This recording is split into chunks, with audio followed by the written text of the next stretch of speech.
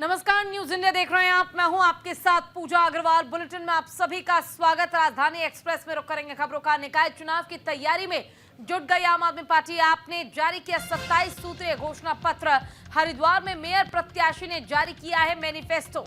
तो हरिद्वार में निकाय चुनावों की तैयारी जोरों पर है और आम आदमी पार्टी ने चुनाव से पहले अपना घोषणा पत्र जारी कर जनता को लुभाने का प्रयास किया है। हरिद्वार में पार्टी के जिला अध्यक्ष संजय सैनी ने घोषणा पत्र पेश करते हुए बिजली, पानी और सड़क जैसी बुनियादी मुद्दों को प्राथमिकता देने का दावा किया है। उन्होंने कहा कि दिल्ली मॉडल की तरह ही उत्तराखंड में भी मुफ्त बिजली का अभियान चलाया जाएगा। संजय सैनी ने जनता को ये भरोसा भी दिया कि उनकी समस्याओं के समाधान के लिए मोहल्ला रिपेयर कैंप लगाया जाएगा, जहां स्थानीय मुद्दों का तुरंत निपटारा किया जाएगा। आम आदमी पार्टी का ये घोषणा पत्र चुनाव में किस तरह का प्रभाव डालता है, ये देखना दिलचस्प होगा।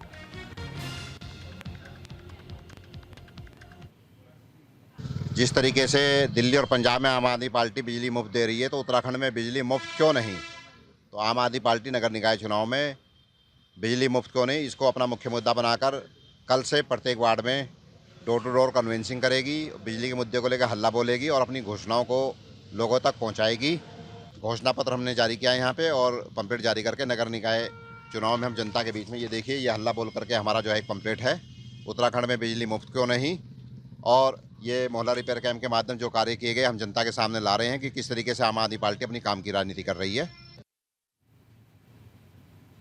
वहीं जिला प्रशासन ने शुरू की मेले की तैयारी। डीएम आशीष की अध्यक्षता में तैयारी की बैठक की गई है। मेला कमेटी के सदस्यों से लिए गए सुझाव डीएम ने व्यवस्थाओं के लिए निर्देश दिए हैं। 1 सप्ताह तक चलेगा उत्तरायणी मेला। 13 जनवरी को होगा मेले का शुभ आरंभ। तो देखिए, उत्तरायणी मेला 2025 के सफल आयोजन के लिए बागेश्वर जिला सभागार में जिला स्तरीय बैठक का आयोजन किया गया। जिला प्रशासन ने मेले की तैयारियां शुरू कर दी हैं।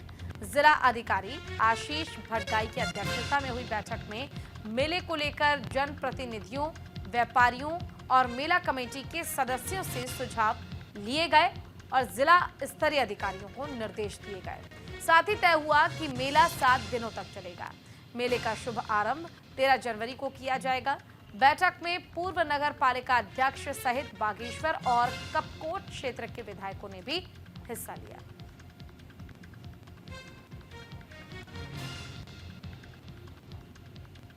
तैयारी बैठक यहाँ पर आयोजित की गई थी। इसमें सभी के द्वारा, माननीय विधायक जी गणों के द्वारा और माननीय राज्य मंत्री जी के द्वारा भी प्रतिभाग यहाँ पर किया गया है और सभी सम्मानित अतिथिगण थे, आगंतुकगण थे, उनके द्वारा भी प्रतिभाग किया गया है और एक रूपरेखा तैयार की गई है कि किस तरीके से हम लोगों की प्लानिंग होगी। और इस बार हम प्रयास यही करेंगे कि मेले को और अधिक भव्य और अधिक आकर्षक बना सकें और अधिक से अधिक लोगों का इसमें प्रतिभाग को बढ़ाया जा सके। इसमें से ज़्यादा लोगों का प्रतिभाग भी रहेगा और एक अट्रैक्शन भी मेले का जो बनेगा। ये गतिविधियाँ बच्चों के लिए और युवाओं के लिए भी हो सकती हैं और भी लोगों के लिए गतिविधियाँ संचालित की जा सकती हैं। मैंने ये देखा कि 2025 का जो हमारा उत्तरायणी मेला होगा, उसमें सब लोगों ने ऐसे वो कर रखा अपना कि हम इसको ऐसा बेहतर बनाएंगे कि पूरे भारतवर्ष में मेले होते हैं, उत्तरायणी मेले सब जगह होती है, लेकिन इन लोगों का विचार ऐसा है कि हम ऐसा भव्य रूप देंगे कि इस साल जो है माननीय जिलाधिकारी महोदय ने कहा कि हम बहुत कुछ करेंगे इसमें। और मैं भी सबसे निवेदन करना चाहता हूँ, हम लोग के अपने अपने सोशल मीडिया के माध्यम से और अपने अपने कार्यक्रमों के माध्यम अपना मेला समझते थे और अपना शहर समझ गया करेंगे तो हमारा बहुत बढ़िया होगा। और जो हमारे लोकल उत्पाद है वो भी आएंगे और माननीय विधायक जी ने भी कहा कि यहाँ पर जो है जो हमारे लोकल उत्पाद हो रहे हैं उसको वो किया जाए, उससे ज़्यादा हमें रोजगार मिलेगा। वहीं 38वें राष्ट्रीय खेलों की तिथि पर आईओएस की अंतिम मोहर उत्तराखंड में होगा। 38वें राष्ट्रीय खेलों का आयोजन 28 जनवरी से 14 फरवरी तक खेले जाएंगे खेल। तो उत्तराखंड में 38वें राष्ट्रीय खेलों का आयोजन आगामी 28 जनवरी से 14 फरवरी के बीच होगा। खेल की तिथियों पर इंडियन ओलंपिक एसोसिएशन ने अंतिम मोहर लगा दी है। खेल मंत्री रेखा आर्य ने इसकी जानकारी दी है। इंडियन ओलंपिक एसोसिएशन ने चीन में होने वाले एशियाई विंटर गेम्स को देखते हुए उत्तराखंड में प्रस्तावित राष्ट्रीय खेलों की तिथि में फेरबदल का अनुरोध किया था, लेकिन राज्य में आयोजन की तैयारी अंतिम चरण में होने से प्रदेश सरकार ने इसमें असमर्थता जता दी थी। वहीं मुख्यमंत्री पुष्कर सिंह धामी से चर्चा के बाद खेल मंत्री रेखा आर्य ने इंडियन ओलंपिक एसोसिएशन के अध्यक्ष पीटी उषा को इस बारे में पत्र भेजा था और इसके बाद आईओएस ने अब उत्तराखंड में तय तिथियों पर ही राष्ट्रीय खेलों का आयोजन कराने को सहमति दे दी है और इस संबंध में उत्तराखंड सरकार को पत्र भी मिल गया है।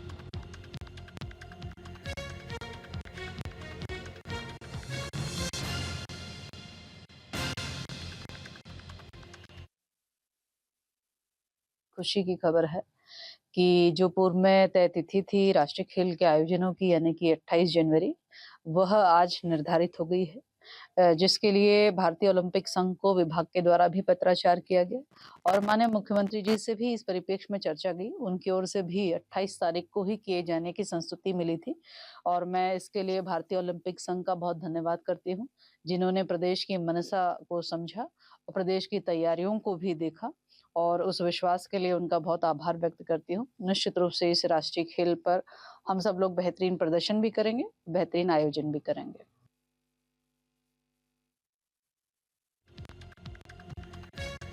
खेलों का आयोजन किया जा रहा है और इसके लिए तमाम तैयारी जो है, जो प्रबंध हम कह सकते हैं, वो कर लिए गए हैं।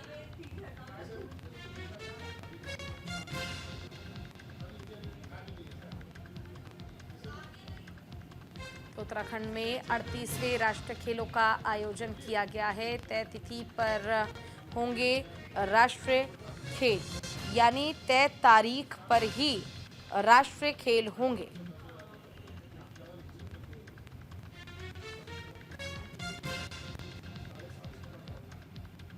ज्यादा जानकारी के लिए हमारे सहयोगी अनुज अवस्थी ज्यादा जानकारी हमें देंगे।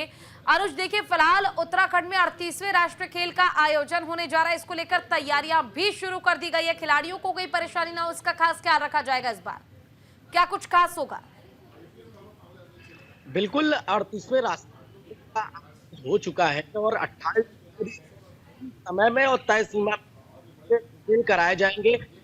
आर्या ने बिल्कुल साफ, इस जनवरी से बात होगी, फरवरी तक ये खेल जाए। वो मुख्य बात वो चाहे वो चक्का फेंक, चाहे वो तमाम जो खेल है वो इस खिलाड़ी है, चाहे वो ठीक है, जो तमाम खिलाड़ी हैं वो यहाँ पे और साथ ही साथ उनको वो देखने को मिले। लगभग खेल मंत्री तमाम जो मुख्यमंत्री पुष्कर सिंह धामी की लगातार इसकी है कि हमारे जो उन पे एक छाप में इस तरीके से आयोजन मिला है। उत्तराखंड, चलिए, आपकी आवाज ठीक से नहीं आ रही अनुज। फिलहाल इस जानकारी के लिए आपका बहुत बहुत शुक्रिया। चलिए, खबरों में बढ़ेंगे आगे। लोक निर्माण विभाग के नवनियुक्त प्रमुख ने संभाला कार्यभार। अभियंता राजेश चंद्र शर्मा ने ग्रहण किया है कार्यभार। अधिकारियों और कर्मचारियों ने उनका भव्य स्वागत किया। तो देखिए, लोक निर्माण विभाग के नवनियुक्त प्रमुख अभियंता राजेश चंद्र शर्मा ने कार्यभार ग्रहण कर लिया। राजेश चंद्र शर्मा ने यमुना कॉलोनी स्थित लोक निर्माण विभाग के कार्यालय में कार्यभार ग्रहण किया और इस अवसर पर अधिकारियों और कर्मचारियों ने उनका स्वागत किया। वहीं राजेश चंद्र शर्मा ने बताया कि उनकी प्राथमिकता मुख्यमंत्री की घोषणाओं को धरातल पर उतारना, सड़क सुरक्षा पर विशेष कार्य करने के साथ ही अन्य कार्यों को पूरा करना उनकी प्राथमिकता है।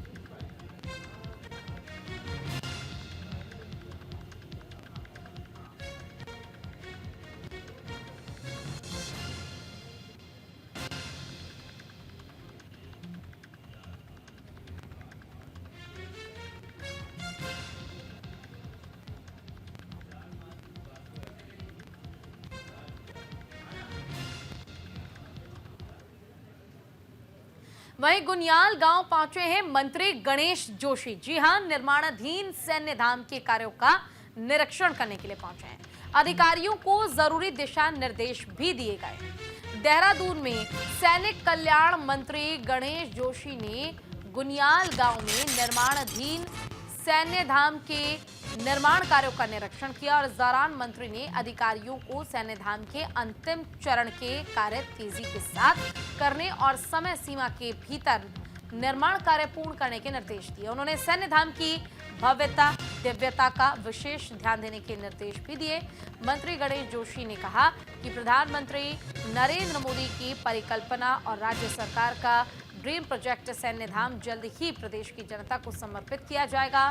शहीदों के प्रति सम्मान और सेना के गौरवशाली इतिहास को संजोकर रखने के लिए इस धाम का निर्माण किया जा रहा है। सैन्य धाम में अब अंतिम चरण का कार्य गतिमान है।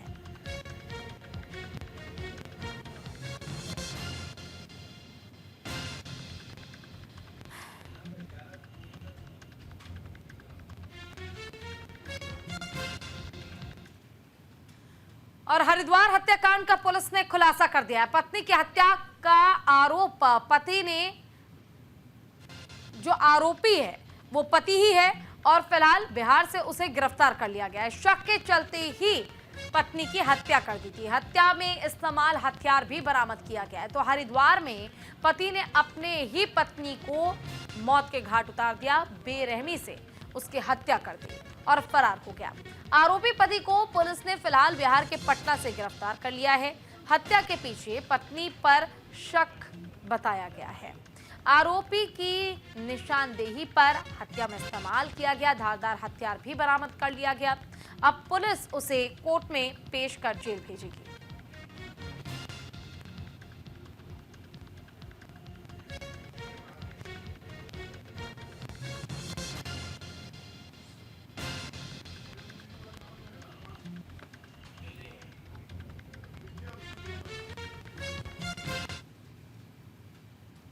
पुलिस ने एसओ कनखल के द्वारा इसमें बहुत महत्वपूर्ण भूमिका अदा करते हुए सीओ सिटी के निर्देशन में लगातार इसके जो ठिकाने हैं उस पर पुलिस लगातार दबिश दे रही थी।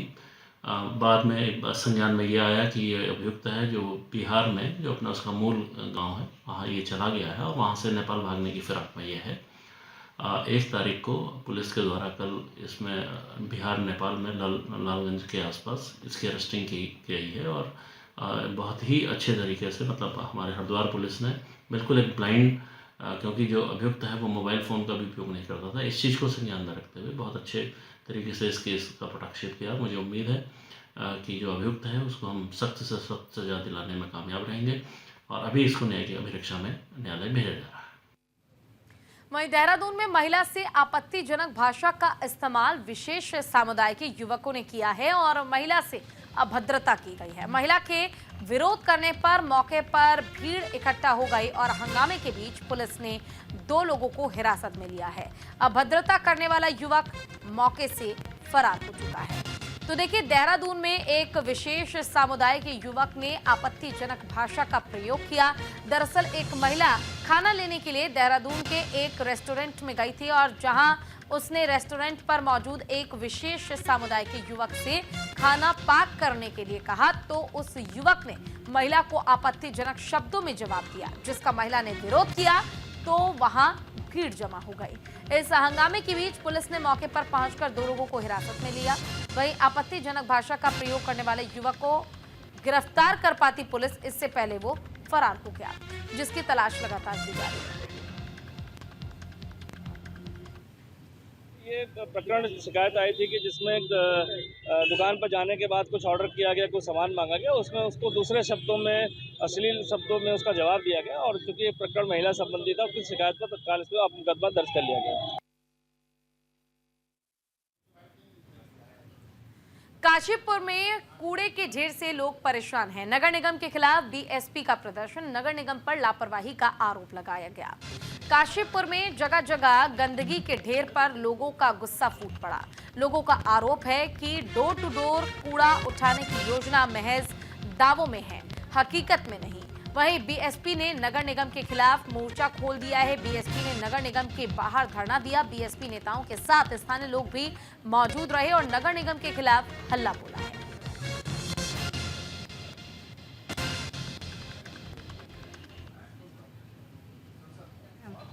हम बहुत परेशान हैं। कई जनों से मेरी लड़ाई भी हो गई है। अब मैं ये कह देती, देखो कैमरा लग गया है, अब मैं रिकॉर्ड कर रही हूँ, रिकॉर्ड करके आपको भेज दूंगी। तो कह रहे करना है तो कर लो, तुम्हारे कहने से क्या होता है। निगम वाले आते हैं सफाई करने के लिए, निगम वाले आते हैं सफाई करने के लिए, वो भी ये कहते हैं वहाँ पे एप्लीकेशन लिखवा दो, वहाँ पे एप्लीकेशन लिखवा दो। कोई नहीं सुनता हमारी। कूड़े के ढेर तक सीमित रह चुका है।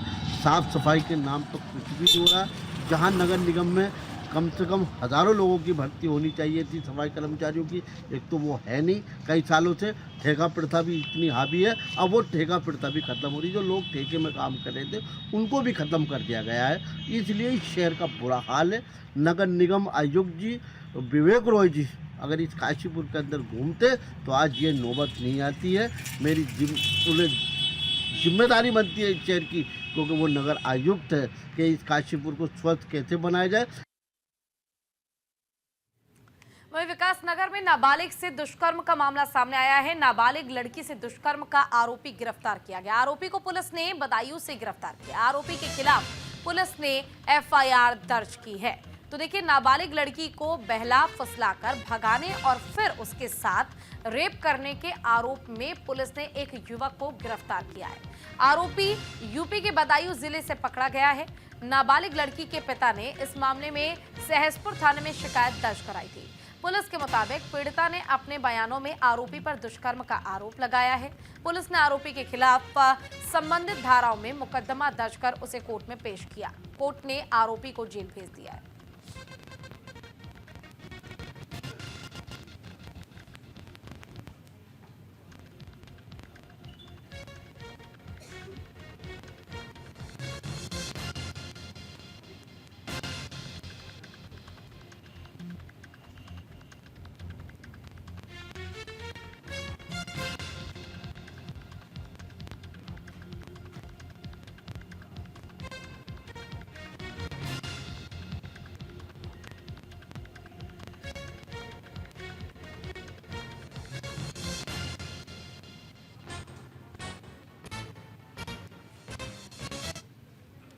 वहीं किच्चो में पुलिस और गौ तस्करों की मुठभेड़ हो गई है। जवाबी कार्रवाई में बदमाश के पैर में गोली लग गई। गोली लगने से बदमाश घायल हुआ और घायल बदमाश का अस्पताल में इलाज चल रहा है। तो किच्चो में पुलिस और गौ तस्कर के बीच मुठभेड़ हो गई और इस दौरान पैर में गोली लगने से तस्कर घायल हो गया।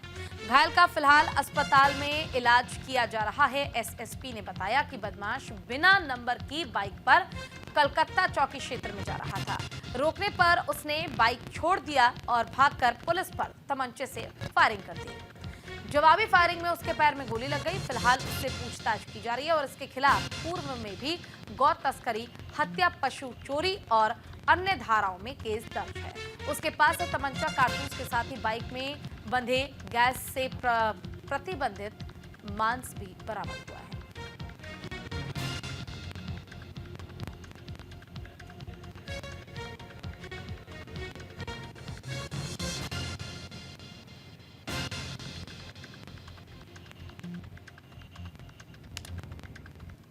और हल्द्वानी में पर्यावरण मित्रों का प्रदर्शन देखने को मिला है। पर्यावरण मित्रों के हटाए जाने के फैसले से नाराज पर्यावरण मित्रों ने दी कार्य बहिष्कार की चेतावनी। नगर निगम के गेट पर किया प्रदर्शन, ठेका प्रथा का विरोध किया, नियमित करने की मांग की गई और हल्द्वानी में नगर निगम और नगर पंचायत में काम कर रहे पर्यावरण मित्रों को हटाए जाने के फैसले पर पर्यावरण मित्रों ने प्रदर्शन किया और इस फैसले को वापस लेने की मांग की गई। कर्मचारियों का कहना है कि वो लंबे समय से नगर निगम और नगर पालिकाओं से काम कर रहे हैं। बावजूद इसके सरकार उन्हें बेरोजगार करना चाह रही है। उन्हें चेतावनी दी गई, अगर सरकार फैसला वापस नहीं लेती तो वो कार्य बहिष्कार करेंगे। 20 वर्ष से अधिक हो गए उत्तराखंड राज्य बनने के बाद में। उत्तराखंड जब राज्य बना था तो मात्र एक नगर निगम हुआ करता था हमारे राज्य के अंदर। अब इन्होंने अनेकों नगर निगम बना दिए, नगर पालिकाओं को नगर निगम बना दिया और नए नए नगर पंचायत बना दिए।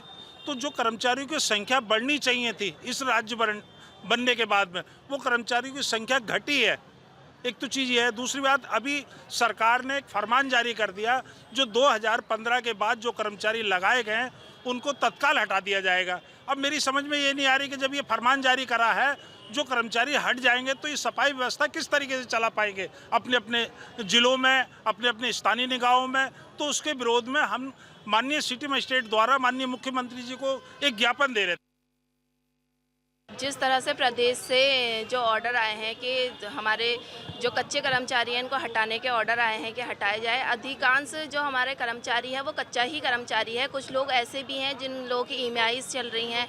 कुछ लोग ऐसे हैं कि बहुत सी समस्याओं का सामना भी करना पड़ सकता है। अगर इस तरीके की समस्या जैसे देखने को मिल रही है कि हटाने के ऑर्डर हैं, तो उसमें हमारी महिलाएं क्या करेंगी, बच्चे अपने कैसे पालेंगी।